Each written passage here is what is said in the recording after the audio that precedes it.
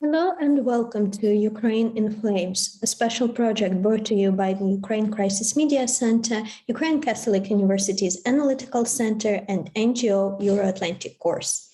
My name is Alexandra Tsikhanovska. I'm the head of Hybrid Warfare Analytical Group, and today we will be talking once more about the international efforts to assist Ukraine in the face of Russian aggression. In order to stay tuned, please subscribe to our channel and stay informed. The end of March is marked by three very important international events. That is the G7 summit in Brussels on March 24th, NATO and the EU summits. And this is what we will be discussing in today's episode that is so important for everyone who wishes for the victory of Ukraine and the quickest restoration of peace and justice. We start with Ivana Klimpush-Tsintsadze, Ukrainian MP and the head of the Committee for Integration of Ukraine into the European Union. She assesses the outcomes of all three summits and how, despite not meeting some of the expectations that Ukrainian society had for them, they are very different from everything that we have seen before. Dear friends, assessing the summits that have been taking place over this couple of days, the EU, the NATO, and G7 summit, many are saying that maybe besides the major calls again to Russian Federation to immediately withdraw troops from Ukraine, to stop the aggression against Ukraine, to return to respect of the international law and human rights, they did not deliver on too many results that were so much expected and hoped for by specifically Ukrainian society. Many might say that their major results were establishment of the trust fund for Ukraine, Solidarity Trust Fund for Ukraine, confirmation of the open door policy of NATO and continuation of the work Secretary General Stoltenberg will be further doing as the head of the alliance, and maybe also confirmation of the Versailles Declaration about Europeanness of Ukraine and about basically call for its faster EU membership. But I would disagree with this. I think we are underestimating these summits. First and foremost, from my perspective, these summits were totally different from what we have seen before and what we are used to. Those were not the summits where major decisions have been long before pre-agreed, that the leaders would just come into the meeting and would confirm those decisions. These summits were much more about discussion, about finding common ground, about finding common understanding in order to make additional pressure on Russian Federation and think of the ways how to further assist Ukraine. Secondly, these summits also, specifically the NATO one and G7 summit, called on and kind of put some pressure on China and also India, because those are exactly the countries through which Putin and Putinist Russia would like to circumvent these sanctions, and specifically the sanctions with regard to energy resources. Also, thirdly, what's also very important, those summits have been about closing the loopholes in the sanctions that have been already unrolled and assessing the possibilities how to ensure that Russia is not avoiding the pain from this particular sanctions that have been pre-agreed. And I think, fourthly, what's also important, not only what has been happening during the summits and at the summits, but what is happening on the sidelines. And that also includes visit of President Biden to Poland. And that means that this visit also might mean that there will be further discussion on the specific assistance to Ukraine in terms of planes. That could be meetings, those could be meetings where additional discussion on this plan of Morawiecki with regard to peacekeeping force from NATO will be discussed. Also, discussions about possible energy union between NATO and European countries with regard to how to provide energy resources to Europe that would substitute the Russian ones for the nearest time. So all of this, considering all of this and appreciating highly all these results, obviously we Ukrainians can and have a right to actually say that this is still not enough. The strategy towards Russia of collective West, I think, is clear. It's about exhaustion of Russian Federation without direct involvement in the military actions against Russian Federation. But we have to understand that this strategy is a mid to long-term strategy. And if we're talking about 2 further winters and provision of energy resources from the US to Europe for 2 next winters, we do not know whether we Ukrainians do have those couple of next winters. So that's why we have to also understand that we have to kind of change the strategy in order to help Ukrainians to stop Putin here in Ukraine. Because I will not be repeating the things that I think many in the West, in the Western elites do know, that basically the Moscow Federation has already started the Third World War, and it hasn't been started on the 24th of February with a war, new wave of war against Ukraine. It has started much earlier, back in with Munich speech of Putin in 2008, with his attack on Georgia, then with first attack on Ukraine in 2014, continued war over 8 years against Ukraine, and continues on now. But what I will repeat, that it's so much and put so much stress on this, that it is very important that Putin is stopped here in Ukraine, because otherwise his appetites will be growing and he will not stop on his own.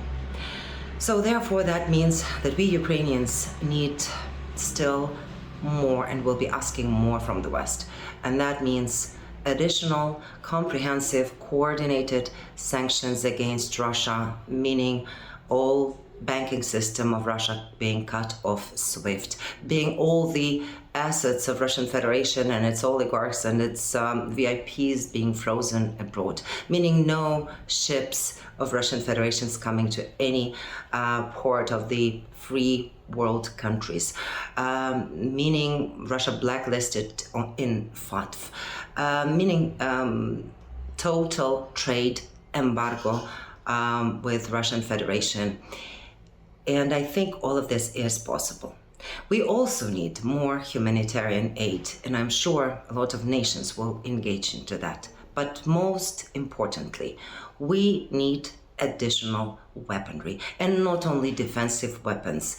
We also need offensive weapons at this particular moment. We also need high-range air defense. We need airplanes. We need tanks. We need armored vehicles. We need protective gear. That is all in order to ensure that Russian Federation is kicked out from our land, and we as Ukrainians do have the right to survive and to choose our own path in the future. And one more I will repeat at the end, that my call to Western nations: be creative, react hybridly to what Russia is doing. Let's find new ways of how this type of military equipment can be provided to Ukraine, with involvement of third nations, with additional transactions.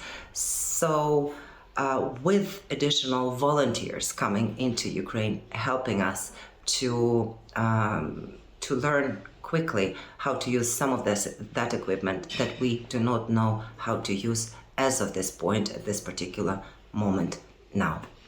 So help us to save you. We now turn to Ariana Geets, a writer, activist, political and legal analyst, and a director at the Direct Initiative International Center for Ukraine. Above all, she is a great friend of Ukraine and has a powerful message on how the current events will shape our world. She discusses what was lacking from all three summits and the paradigm that frames these shortcomings. NATO countries are at a decisive moment in history, which will determine how our world is shaped for decades to come. The recent NATO summit shows, however, that the NATO bloc lacks the leadership to embrace its historical mission to protect the future of the free world. Unfortunately, and to our collective detriment, the West cannot break away from the flawed and unfounded paradigm of avoiding provoking Russia at any cost. It's the same logic which was used to justify not arming Ukraine for the last 8 years. And it's the same logic which is used to argue for the necessity of so-called off-ramps for Putin, which always come at Ukraine's expense and entail unacceptable concessions. And we know from the past 8 years of Russia's war on Ukraine that the lack of resolute action invites more aggression. It ultimately helped allow Russia to escalate its unlawful war to today's openly genocidal proportions. The problem is that governments of the NATO bloc are still not prepared to talk honestly with their citizens about what is happening and what is at stake. First, Russia has become an outlaw terrorist state threatening world peace, not only Ukraine. Secondly, Russia is waging a genocidal war on Ukraine to extinguish Ukraine as an independent nation, to destroy it. Thirdly, Russia's main objective is to see the end of the Western-dominated international order. We are dealing with a stark, black and white situation of good versus evil, moral versus immoral barbarism. It's too obvious to ignore, unless it seems one is part of the political class. But just because our governments lack the moral fortitude to do the right thing to help save Ukraine from Putin's evil regime and to try to preserve whatever remains of the international security order does not mean that this is the will of the people. One example, I'm currently involved in an international appeal calling on the governments of NATO nations to embrace their historical mission to protect the future of the free world by taking action in Ukraine now. The objective of NATO's mission in Ukraine would be to prevent a humanitarian catastrophe, which is not only a crisis of epic proportion for Ukraine, but will carry international consequences far beyond Ukraine's borders. The open letter calls for, among other things, a no-fly zone over Ukraine to protect civilian life and critical infrastructure, including Ukraine's nuclear infrastructure, from destruction by Russian forces. In less than 48 hours, the call got almost 1,000 signatures from 47 countries. These signatories include a former head of state, political leaders, former government officials, civil society organizations, international experts, and activists.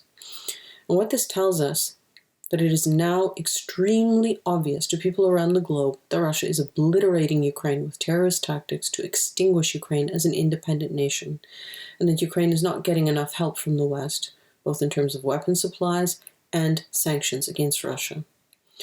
It seems that Western leadership knows that Russia is going to challenge the NATO bloc directly, but it's determined to play the long game with Russia in the hope of weakening it before Russia strikes militarily. In this strategy, Ukraine is exploited as a human shield for the West, so we can pretend we will avoid direct military confrontation with Russia by having not provoked Moscow. The fact is, there is nothing preventing the West from launching a humanitarian mission in Ukraine to protect civilians, nuclear infrastructure, and civilian evacuation corridors from the sky. NATO doesn't need to attack the Russian army on Russian or Belarusian territory to do this. It's Ukraine. The madman argument of Russia's nuclear retaliation, which is used to justify NATO's inaction, is deprived of any sense. By that logic, Putin will be able to take anything he pleases as long as he employs nuclear blackmail. The reality is that NATO is the only actionable force to implement the will of the international community to stop Russian aggression. It is a chance for NATO to redefine itself in the 21st century. NATO's intervention in Ukraine would be absolutely legitimate and lawful. By thwarting Russia's aggressive regime in Ukraine, NATO nations will also be protecting the peace and security of the entire European continent and beyond. We need to help save Ukraine for its own sake, as well as to help save Europe. Now we turn to Dr. Katerina Shenkaruk, who explores the misreadings behind the new realities that the Russian large-scale aggression against Ukraine has imposed on not just Ukraine itself, but also the whole world. NATO emergency meeting held on March 24th has shown that there is still a major misreading of this ongoing Russian invasion in Ukraine. Although Jens Stoltenberg has recognized that the security environment has changed and that the world is now living in the new reality, and basically NATO is currently living in the new security reality that it has to adjust to, in my opinion, there is still a major underestimation of the scale of the threat, which is already there and not just coming up. As we could see from the statements of NATO's Secretary General and US President Biden, that the rationale underpinning their decisions in not provoking Russia to full-fledged conflict with NATO members is basically posing some kind of moral dilemma for them between stopping Russia in killing innocent civilians in Ukraine and preventing it from escalation, what they label as leading to the full-fledged conflict between Russia and NATO rather than Russia and Ukraine. But from Kiev perspective, all this sounds too mild and sounds too careful with regard to the scale of the already ongoing blatant violations of all kinds of norms of international humanitarian law regulating the rules of warfare in a civilized way. Civilians attacked with phosphorus bombs, blockades, shootings at humanitarian convoys, taking hostages of refugees who are trying to leave to Ukrainian territories and they are being taken by force to Russian territories. What else could Russia do to actually qualify to the blatant violations of the international law, as Jens Stoltenberg has mentioned, would be something that will trigger NATO reaction when responding to the question about Russia potential use of chemical, biological, radiobiological, and nuclear weapons. So this is just to say that the moral dilemma is very clear, with supplying Ukraine but not taking any foot on the ground, and also basically involving NATO military response or more resolved response in response to Russian invasion only when specifically NATO members would be affected. This is what we can hear from his statements when responding about what NATO would do if Russia would attack Ukraine and its civilians with chemical, biological, or nuclear weapons. Basically, the moral underpinning we are there is that once NATO would be attacked itself, or there would be very real security threats for its members, then NATO will step in. But to me, this sounds too mild and basically too too calibrated response, and also it sounds like there is a fair degree of denial that this conflict is already global, and whether we are scared or not to name it Third World War, it is actually ongoing in many ways, in economic way, in a humanitarian way, in information way, and the fact that NATO is not ready to recognize it is not a helpful analytical and political approach to interpret what's going on. Another question here is how much of an effect on Putin and his resolve to come out as a victor out of this conflict, how much economic sanctions and even energy sanctions and all the economic prices in terms of welfare of his country and his people could actually deter him and make him accept significant concessions. It just does not look realistic in terms of his thinking and his paradigm. In his paradigm, only real security threats, existential threats, would be able to stop Russia. But this is specifically what his spokesperson Peskov mentioned in his interview to the CNN on March 22nd, when he said that Russia could consider using its nuclear capability in response to an existential threat. This is a very clear message to the West that as long as the economy is involved, it doesn't really hurt Russia, and it will continue with its approaches, with its aggression and attacks against civilians. It would not even prevent Russia from going beyond Ukrainian borders. What would stop Russia is some kind of existential threat, but they are prepared to respond to that with a nuclear capability use, as they say it. So it is very clear that Russia is prepared to all kind of responses, and deterrence would not stop it in a way which is currently applied by NATO. This is why NATO members have to accelerate their analytical processing of this new reality, and be more preemptive rather than reactive to Russian aggressive plans, which clearly do not look like stopping at the Ukrainian border.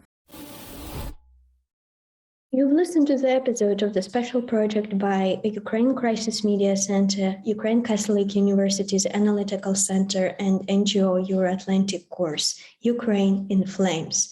In order to stay tuned, please subscribe to our channel and share the word. In the description to this video, you can find information on how you personally can help Ukraine against the Russian aggression. If you find our job useful, please like and share this video. And remember that everything is going to be Ukraine.